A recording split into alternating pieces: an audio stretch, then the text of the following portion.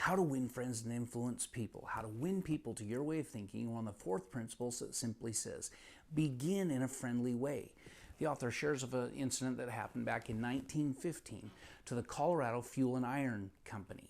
They were on a 2-year strike because their wages weren't where they wanted, the conditions, they weren't happy, and the man who owned the company, had controlling interest, was John D. Rockefeller. This got bloody, it got messy, people had been shot at. It was not a pretty situation for 2 years. John D. Rockefeller decided to go out and meet with the people. So he went out and spent 2 weeks going around meeting the representatives, visiting with them, listening to their concerns, meeting their wives and their children, and truly engaging in a friendly way.